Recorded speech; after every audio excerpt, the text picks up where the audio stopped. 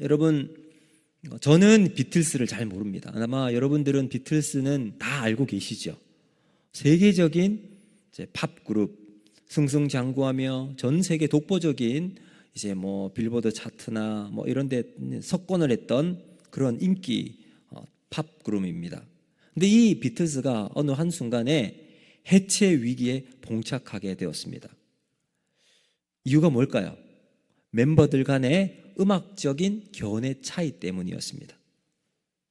그런데 이 절체절명의 위기의 순간에 그들을 하나로 묶어줄 한 곡이 탄생하게 됩니다. 바로 비틀스의 멤버였던 폴 맥카트니가 작곡한 명곡 중의 명곡 Let It Be라는 곡입니다. 이 곡은 뭐 멜로디도 단순하지만 멜로디로 참 흔히 말하는 우리가 감명받았다, 우리로 하면 은혜 받았다. 또 가사를 보아도 아주 평화롭고 좋은 가사들이 참 많습니다. 근데 이 곡이 좋아서 아니면 가사가 좋아서를 넘어서서 인생의 위기 가운데 건져낸 삶의 고백이 여기 있기 때문에 이게 명곡이 되었다고 이야기합니다. 근데 이 곡이 탄생하게 된 비화가 있습니다. 폴 맥카트니가 어느 날 꿈을 꾸었대요. 꿈속에 14살 때 돌아가신 어머니가 나타났습니다. 그리고는 어머니가 자기에게 이렇게 말한 말, Let it be. 여러분, Let it be 뜻이 뭐냐 하면 그대로 맡겨라, 이런 뜻이에요. Let it be, let it be. 그리고는 이 폴 맥카트니가 이 경험을 바탕으로 해서 곡을 쓰게 됩니다. 이것이 불후의 명곡이 된, 그리고 비틀스를 다시 하나로 뭉치게 만들었고 일어서게 만든 바로 Let It Be입니다. 여러분, 가사의 내용은 이렇습니다. 영어로 제가 썼는데 여러분 수준이 있기 때문에 제가 영어를 이제 썼습니다. 제가 이제 이 뜻을 이야기를 해드릴게요.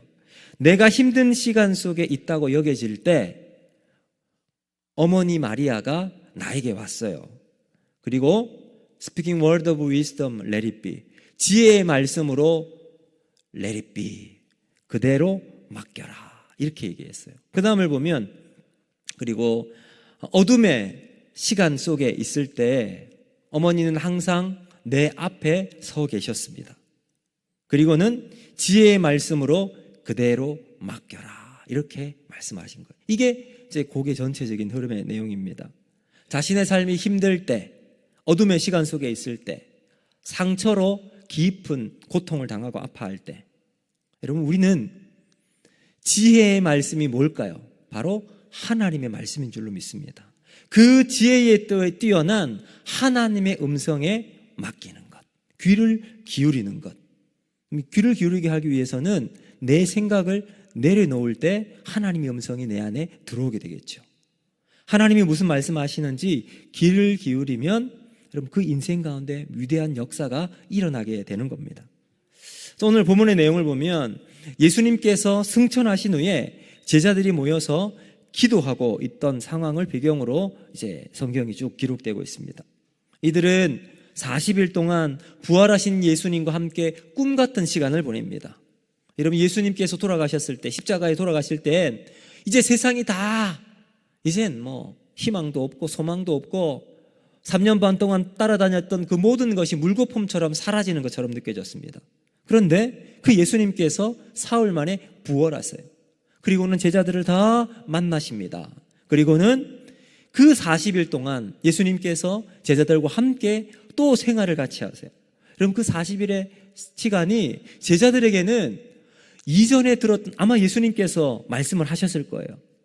가르쳐 주셨을 겁니다. 그 말씀이 잊혀질까요? 잊혀지지 않았을 겁니다. 이전에 분명히 들었던 말씀일 텐데 그때 들었을 때 말씀과 부활하신 이후에 하셨던 말씀이 달랐을 겁니다. 그 말씀 가슴 깊이 새겨지고 뼛속에 사무치는 말씀으로 자기에게 다가왔을 겁니다. 그렇게 예수님으로부터 하나님의 나라에 대한 말씀을 듣게 됩니다. 그리고 예수님께서 승천하시고 올라가십니다. 올라가실 때 약속하시죠. 너희는 예루살렘을 떠나지 말고 내가 너에게 줄 것을 기다리라. 이 말씀에 순종하면서 마가의 어머니 마리아의 다락방에 이제 거기서 같이 모여서 기도를 열심히 합니다. 그 사람이 120명. 자, 이런 중에 베드로가 일어나서 가룟 유다를 대신할 사도를 세우는 내용이 오늘 본문에 나와 있습니다. 자, 여러분, 사도의 중요한 역할이 뭘까요? 복음을 증거하는 사람입니다. 예수님의 사역과 예수님의 십자가의 죽으심과 부활과 승천을 목격하고 증거하는 사람, 이게 사도입니다. 자, 그렇다면 오늘 저는 여러분과 함께 예수님의 증인은 누구인가? 세 가지로 말씀을 한번 살펴보면서 우리도 한번 생각해보는 시간이 되면 좋겠습니다. 첫 번째, 말씀이 지배하는 사람이 증인입니다. 자, 여러분, 사도행전을 보면 베드로의 설교가 약 9편이 나와요. 9번 설교가 쭉 나오는데 그 베드로의 설교의 핵심이 뭐냐 하면 말씀으로 세상을 해석하라는 거예요. 보이는 그대로 내가 판단하고 결정하는 게 아니라 말씀을 가지고 세상을 해석하는 힘을 가지라는 겁니다. 자, 이제 제자들 앞에 한 가지 당면한 문제가 있습니다. 그것은 무엇인가? 그들과 함께 사역했던 가룟 유다가 어떻게 되었어요? 자기가 목매어 자살을 한 겁니다. 가룟 유다의 죽음을 놓고 어떻게 해석해야 되는가? 이것은 제자들에게 쉽지 않은 문제였습니다. 왜냐하면 여러분이 가룟 유다는 성경에 자세히는 나오지 않지만 예수님과 철저하게 예수님께서 기도하시고 세운 제자잖아요. 3년 동안 어쩌면 가장 신뢰받는 제자 중에 한 사람이었습니다. 그러니까 아주 똑똑한 제자, 그래서 세리가 있음에도 불구하고 재정을 맡긴 사람이 바로 가룟 유다예요. 머리가 비상하고 상황 판단이 빨랐던 사람이 가룟 유다였습니다. 그러니까 이 가룟 유다에게 예수님이 얼마나 신뢰를 하고 있었겠습니까? 아마 제자들 중에 가장 엘리트 중에 한 사람이었을 겁니다. 그런데 그 가룟 유다가 예수님을 배반하고 자신의 이것을 어떻게 할 수 없어서 자살을 하고 말았잖아요. 베드로는 이 가룟 유다의 문제를 오늘 본문을 보면 시편의 말씀 두 절을 통해서 이렇게 이제 해결을 합니다. 시편 69편 25절, 이게 이제 이렇습니다. 그들의 거처가 황폐하게 하시며 그들의 장막에 사는 자가 없게 하소서. 여러분, 시편 69편은 다윗이 신정 정치를 대항하고 있었던 아히도벨의 꼼수를 비판하면서 그의 멸망을 예언한 시가 여러분 시편 69편입니다. 거처가 황무하게 하고 장막에 사는 자가 없게 하소서. 또 한편은 시편 109편입니다. 109편 8절. 자, 그의 연수가 짧게 하시며 그의 직분을 타인이 빼앗게 하시며. 시편 109편도 다윗의 저주십니다. 악한 일을 도모하는 자들에 대한 다윗의 심정을 하나님께 그대로 토로해요. 하나도 가감 없이. 하나님, 저 아마 놈이라고 했겠죠. 저놈, 이런 놈이에요. 고자질하면서 하나님, 저 사람 망하게 해주십시오 라고 얘기했던 성경이 바로 시편 109편입니다. 자, 여러분, 지금 이 베드로가 이 가룟 유다의 죽음을 두고 성경을 가지고 해석을 합니다. 자, 그런데 여러분, 말씀을 통해서 되어지고 있는 상황을 해석하는 힘이 우리를 능력 있게 만듭니다. 자, 그렇다면 말씀이 지배하는 삶은 어떤 누구일까요? 어떤 사람인가? 여러분, 16절 말씀을 같이 한번 읽어볼까요? 16절 같이 한번 읽어보겠습니다. 시작. 형제들아, 성령이 다윗의 입을 통하여 예수 잡는 자들의 길잡이가 된 유다를 가리켜 미리 말씀하신 성경이 응하였으니 마땅하도다. 아멘. 자, 여러분, 여기에 중요한 게 마땅하도다라는 겁니다. 마땅하도다는 말뜻이 뭐죠? 이렇게 되는 게 당연하다는 겁니다. 자, 이 한마디는 베드로의 변화를 여실히 보여주는 말입니다. 이런 베드로는 예수님께서 십자가에 달려 돌아가시는 순간 스스로에 대한 깊은 좌절을 경험했습니다. 예수님이 세상의 왕으로 등극할 것을 기대하고 있었던 베드로가 예수님이 십자가 지시는 현장, 사람들에 끌려가고 못 박히고 그리고 채찍질 당하고 있는 그 현장까지 따라갔을 때 베드로는 3번이나 부인을 합니다. 그리고 마지막 3번 예수님 모른다고 부인할 때 예수님과 베드로의 눈이 딱 마주쳐요. 여러분 그때 아마 베드로는 온몸에 전율이 탁 돋았을 것 같아요. 그리고는 닭이 웁니다. 그리고 나서 생각이 나죠. 네가 닭 울기 전 3번 나를 부인하리라. 그리고 나서 자신을 도저히 용납할 수가 없어서 그 자리를 뛰쳐나가고 그리고는 그 길로 자신의 고향 갈릴리로 돌아가 옛 직업이었던 어부로 돌아갑니다. 여러분 스스로에 대한 불신과 거부감으로 가득했던 베드로, 여러분 그 베드로를 예수님께서 부활하시고 다시 만나 주십니다. 그 후 그의 삶은 완전히 회복되고 다시 사도로서 사명을 감당할 수 있었습니다. 여러분 스스로를 용납할 수 있었던 이유, 여러분 오늘 여기에 나와 있는 베드로의 고백에서 찾을 수가 있습니다. 뭘까요? 마땅하도다. 가룟 유다가 그렇게 된 것도 마땅한 일이요, 자신도 여러분 한번 생각해 보세요. 가룟 유다나 베드로나 똑같은 사람 아니에요. 가룟 유다는 사람들 데리고 가서 배신했다 뿐이지 베드로도 사람들 앞에서 3번이나 부인했던, 거부하고 반대했던 사람이 바로 베드로입니다. 이 가룟 유다의 배신, 자신과 똑같은 사람이었는데, 그 부분은 똑같았는데 베드로는 예수님의 은혜의 손길로 돌아오게 되었지만 가룟 유다는 스스로 목숨을 끊어버립니다. 여기에 대한 베드로의 해석, 마땅하도다. 이유는 알 수 없지만 하나님의 손길이 이 가운데 있다. 여러분 믿음은 어두운 환경 속에서도 긍정적으로 해석합니다. 되어지는 모든 일들을 바라보며 마땅하도다 받아들이는 마음을 가지는 겁니다. 왜 그럴까요? 하나님의 일하심을 믿기 때문에 그렇습니다. 여러분 우리의 인생 속에 이해할 수는 없는 일들이 우리에게 나타납니다. 때로는 가룟 유다와 같은 그러한 일들이 일어나고 베드로와 같은 한량없는 은혜가 베풀어지는 상황이 일어나죠. 누구누구의 잘못 따지기 전 하나님의 손길이 있음을 바라보고 우리의 고백은 마땅하도다입니다. 자, 그리고 여러분 우리 4절 말씀을 잠깐 한번 보실까요? 우리 4절 같이 한번 읽어보겠습니다. 시작. 예루살렘을 떠나지 말고 내게서 들은 바 아버지께서 약속하신 것을 기다리라. 아멘. 여러분 우리가 말씀에 확신이 없을 때는 어떻게 해야 될까요? 오늘 여기 4절 말씀처럼 침묵하고 기다림이 필요합니다. 오늘 여기서도 예수님께서 예루살렘을 떠나지 말고 내게서 들은 바 아버지께서 약속하신 것을 기다리라 라고 말하죠. 기다림이 있을 때 여러분 성령이 그들 가운데 임하게 되죠. 요한 웨슬리는 이렇게 말했습니다. 성경이 답이 없으면 움직이지 말라. 성경이 답을 줄 때까지 그 자리에 지키고 있다는 거죠. 우리도 마찬가지인 것 같습니다. 내가 말씀에 확신이 없을 때 내 생각과 판단으로 움직이게 되면 그때 여러분 무언가 일이 터지게 되고 꼬이게 되고 문제가 발생하게 되는 겁니다. 그럼 우리가 언제 기도하고 행동할까요? 말씀에 확신이 있을 때입니다. 여러분 말씀을 받은 자는 반드시 기도합니다. 하나님의 말씀이 우리에게 임하는 사람은 그 임한 말씀 가지고 기도의 자리로 들어갑니다. 왜 그럴까요? 말씀 받은 자는 자신의 의지와 능력으로는 아무것도 할 수 없는 것을 깨닫는 사람이기 때문에 그렇습니다. 여러분 깨닫지 못하면 어떻게 될까요? 에덴 동산의 아담과 하와를 한번 보세요. 아담과 하와가 선악과를 먹기 전 그런 말씀도 받지 못했고요.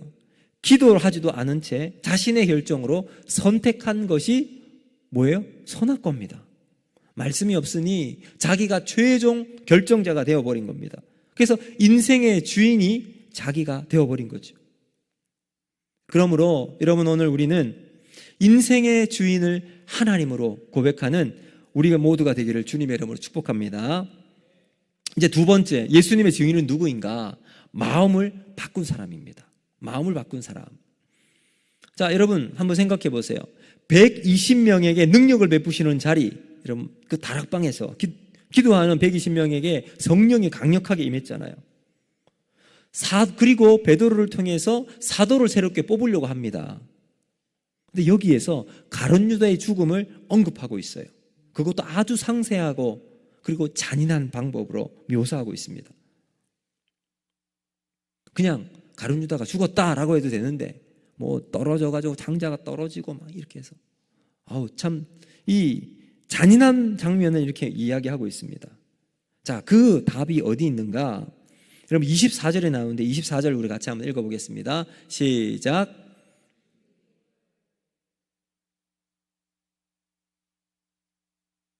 누가 주님께 택하신 바 되어. 아멘.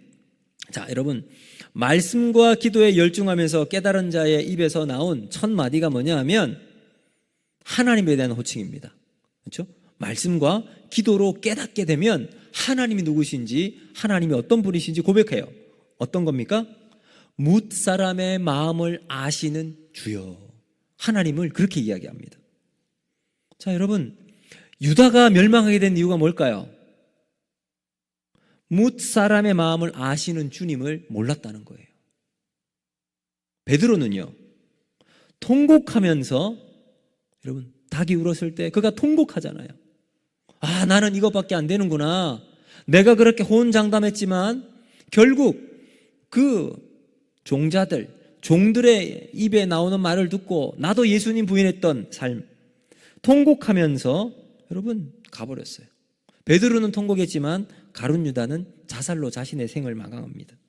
여러분 베드로는 자신이 할 수 있는 것은 아무것도 없다는 사실을 뼈저리게 느끼게 되었습니다. 여러분 자살이 뭘까요? 자살은 자기의 생명이 자기 것이라고 생각하는 사람들의 극단적인 태도가 바로 자살입니다. 여러분 유대인 철학자 레비다스라는 사람은 이렇게 말했습니다. 인간은 정당할수록 나는 더 죄인이다. 참 의미 있는 말 같아요. 인간은 정당할수록 더 죄인이래요. 여러분 우리가 정당함을 막 이야기하잖아요. 나는 이 정도로 괜찮다. 나는 법 앞에 이런 일을 한다. 나는 잘못 없다. 이야기하는 사람들 한번 딱 보세요. 사실은 더 죄인이에요. 왜요? 우리가 하나님 앞에 섰을 때 어느 누가 정당하고 나는 깨끗하다고 말할 수 있는 사람이 누가 있습니까? 아무도 없기 때문에 그렇죠. 여러분 인간은 자기 숭배에 빠지는 존재입니다. 스스로를 막 높입니다. 그래서 사도 바울은 자신이 자신의 삶의 주체가 하는 사람들을 이렇게 표현합니다. 허물과 죄로 죽었던 사람들. 여러분 우리는 예수 그리스도로 말미암아 살아났는데 그 이전에 어떻게 되었어요? 허물과 죄로 죽었던 사람들입니다. 세상은 죽은 자들이 지배하는 죽음의 세상입니다. 그런데 성령이 오시면 세상에 대한 해석이 완전히 달라집니다. 그렇잖아요. 여러분 우리가 성령 받기 전에는 세상은 죽은 악한 권세가 다스리고 있는 세상일 뿐입니다. 그러나 성령이 오시면 이 세상은 하나님이 다스리시는 나라가 되는 거예요. 여러분 요한복음 16장 8절에 이렇게 말씀합니다. 우리 같이 한번 읽어볼까요? 요한복음 18장 8절 시작. 그가 와서 죄에 대하여 의에 대하여 심판에 대하여 세상을 책망하시리라. 아멘. 여러분 자신이 아무리 정당하고 훌륭하다고 생각하는 사람 주님이 오시면 뭐라고 하시죠? 죄에 대하여 의에 대하여 심판에 대하여 세상을 책망하신대요. 여러분 바울이 증인으로서 자신을 이렇게 표현합니다. 로마서 1장 14절과 15절 말씀 우리 같이 한번 읽어보겠습니다. 시작. 헬라인이나 야만인이나 지혜 있는 자나 어리석은 자에게 다 내가 빚진 자라. 그러므로 나는 할 수 있는 대로 로마에 있는 너희에게도 복음 전하기를 원하노라. 아멘. 여러분 여기 빚진 자라고 하는 단어는 오페이레테스라는 단어입니다. 오페이레테스. 말 그대로 빚진 자입니다. 근데 여기 성경에 나오는 빚진 자의 의미는 뭘까요? 자신의 의지로는 죄밖에 지을 수밖에 없는 사람이라는 의미가 있습니다. 여러분 그렇잖아요. 바울이 자신을 돌아보니 빚진 자예요. 하나님께서 예수님을 보내서 그 예수님을 통해서 자기가 생명을 얻게 된 것, 죄밖에 없는 자기가 하나님의 은혜로 구원받게 된 것, 자신의 의지로는 죄밖에 지을 수밖에 없는데 근데 하나님께서 주신 은혜로 구원받았기 때문에 은혜의 빚진 자라는 겁니다. 그래서 바울은 그렇게 고백해요. 나의 나 된 것은 오로지 하나님의 은혜라. 그럼 은혜의 빚진 자라는 고백이죠. 또 바울은 복음의 빚진 자입니다. 여러분 얼마나 많은 핍박과 환난과 고난을 당했습니까? 그럼에도 불구하고 계속해서 목숨 다할 때까지 복음을 전했던 이유가 바로 여기에서 복음에 빚진 자였기 때문입니다. 복음으로 새 생명을 얻게 되고 영원한 생명을 주신 주님의 은혜 앞에 자신이 복음 증거하는 일에 평생을 마칩니다. 그래서 고린도서 9장 16절과 17절 보면 이렇게 말씀합니다. 우리 같이 한번 읽어볼까요? 시작. 내가 복음을 전할지라도 자랑할 것이 없음은 내가 부득불 할 일임이니라. 만일 복음을 전하지 아니하면 내게 화가 있을 것이로다. 내가 내 자의로 이것을 행하면 상을 얻으려니와 내가 자의로 아니한다 할지라도 나는 사명을 받았노라. 아멘. 여러분, 바울이 이야기하는 복음의 빚진 자 뭘까요? 부득불 할 일이라는 거예요. 복음 때문에 생명을 얻었기에 본인은 복음 전하는 것이 당연하다고 이야기합니다. 그래서 여러분, 증인의 가장 중요한 요건은 자기 생각을, 자기의 생명을 죽은 자로 이야기합니다. 그래서 나는 죽었다. 그러면 여러분은 어떻게 생각하십니까? 여러분은 내 스스로가 죽어 있는 존재로 여기고 계십니까? 죽은 자는 말을 할까요, 안 할까요? 죽은 자는 말을 안 합니다. 그런데 내가 죽었다고 고백하면서 말은 얼마나 많이 하는지, 내 말이 여기저기 떠도는 사람이 아니라 예수의 말이 우리를 통해 흘러나가는 여러분 그러한 우리 성도님 될 수 있기를 주님 여러분 축복합니다. 그럴 때 나는 죽고 예수가 우리 안에 살아납니다. 예수로 살아나는 인생이 복된 삶이 되는 겁니다. 하나님이 주시는 새로운 마음과 새로운 생각을 품고 우리의 마음을 바뀐 사람, 그 사람이 바로 증인입니다. 마지막 세 번째, 증인은 어떤 사람인가? 자신의 주권을 하나님의 주권을 인정하는 사람이에요. 자, 여러분, 예수님은 제자들이 증인으로 나서면서 가장 먼저 할 일로 사도를 뽑는 일을 했습니다. 그렇죠? 이제 이 마가의 어머니 다락방, 마리아의 다락방에서 사도를 뽑습니다. 자, 그런데 한번 생각해 보세요. 예수님께서 얼마 동안 같이 있었어요? 40일 동안 있었습니다. 그리고 승천하시고 난 다음 그 자리에 모여 기도하고 있는 그들 가운데 베드로가 한 명의 사도를 더 뽑고자 합니다. 여러분 좀 이상하지 않나요? 예수님이 40일 동안 계셨으면 직접 너희 중에 난 너 다음 가룟 유다 대신 네가 사도로 해. 이렇게 하면 아무런 탈도 없고 분명할 거 아닙니까? 근데 누가 합니까? 여러분, 그들 가운데 제자들이 선택을 합니다. 베드로가 일어나서 누가 우리를 이 일을 지명할까? 다시 우리와 함께 사도의 직분을 감당한 사람을 뽑자라고 이야기합니다.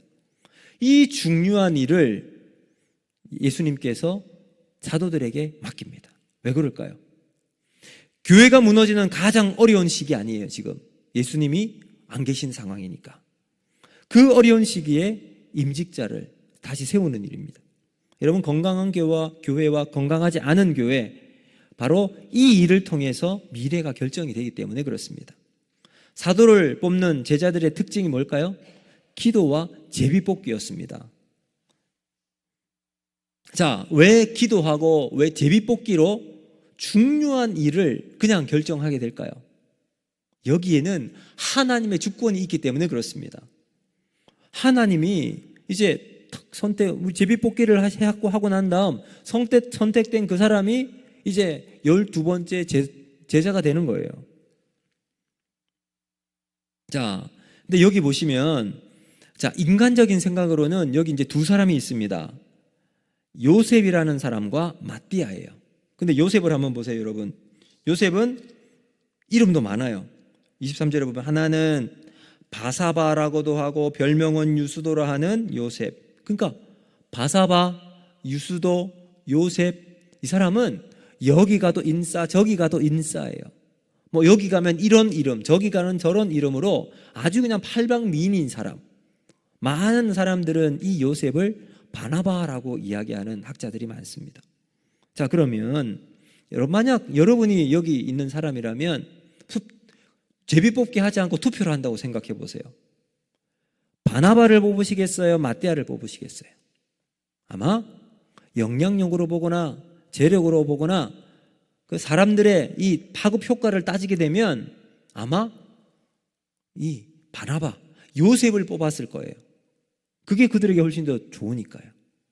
근데 이 마띠아는 여기만 나오고 그 다음은 성경에 한 번도 나오지 않아요. 무슨 일을 했는지, 왜 마띠아를 뽑았는지 이유는 알 수 없죠. 자, 제비뽑기의 결과로 뽑힌 사람은 요셉이 아니라 마띠아였습니다. 그런데 중요한 것은 어느 누구도 여기에 대해서 저항을 하지 않아요. 아닙니다. 이 사람보다는 이 요셉이 훨씬 더 뛰어나고 우리에게 선한 영향력, 좋은 또 본보기가 될 수 있는 사람입니다 라고 한 사람도 이야기하지 않아요. 그냥 받아들입니다. 왜요? 건강한 교회이기 때문에 그렇습니다. 하나님이 하신다는 확실한 믿음이 있기 때문에 그렇습니다. 사랑하는 성도 여러분, 건강한 교회는 하나님이 교회를 움직인다고 믿고 그대로 따라갑니다. 근데 교회를 처음 다니고 예배의 은혜를 경험하고 나면 교회가 너무너무 좋아요. 뭐든지 다 좋아 보이고 은혜를 경험합니다. 그래서 조금 더 교회를 사랑하는 마음으로 가까이 들어가요. 내가 이것도 하고 저것도 하고 교사도 하고 찬양대도 하고 그러다가 직분도 받고 그러다 보니까 가까이서 좀 멀리 있을 때는 너무나도 아름답고 멋있는 그런 교회의 모습을 보고 있다가 너무 가까이 가다 보니 교회의 아픈 부분을 보게 되는 거예요. 보지 못했던 악취, 오물 이런 게 자기 눈에 보이기 시작합니다. 힘과 세력을 자랑하는 장로님, 뒤에서 욕하는 권사님, 욕심쟁이 집사님, 무엇보다도 거룩한 척 앞에서 다 하고 있지만 저와 같이 이런 목사들이 있는, 그것 보고 상처받아서 교회를 떠나는 사람들이 생기게 된다는 거예요. 그리고는 이렇게 말하면 이딴 교회 안 다니고 말지 뭐 하고 떠나는 사람들이 있습니다. 그런데 알고 보니까 이분이 다시 하나님의 은혜 받고 힘과 세력을 자랑했던 장로님, 이젠 그 힘으로 교회를 위해서 더 많이 섬기는 분으로 바뀌게 됩니다. 뒤에서 욕하는 권사님, 자신의 잘못을 회개하고 이제 사랑의 가장 앞선 분으로 교회 앞에 헌신합니다. 욕심쟁이 집사님, 이제는 남을 퍼주기에 바쁜 분으로 바뀌게 됩니다. 거룩한 척 하기만 했던 저의 모습이 이제는 참 거룩한 삶을 살아가기 위해서 몸부림치며 하나님 앞에 말씀 가운데 살아가는 목사로 여러분 바뀌게 되는 거죠. 어떻게 그렇게 될 수 있을까요? 하나님이 주인, 하나님의 주권을 인정하면 변하게 되기 때문에 그렇습니다. 모든 것의 주인은 하나님임을 받아들이고 자신을 내려놓는 겁니다. 사랑하는 성도 여러분, 이와 같이 우리도 하나님의 주권을 인정하고 내려놓는 증인이 되는 우리 모든 성도님 될 수 있기를 주님의 이름으로 축복합니다.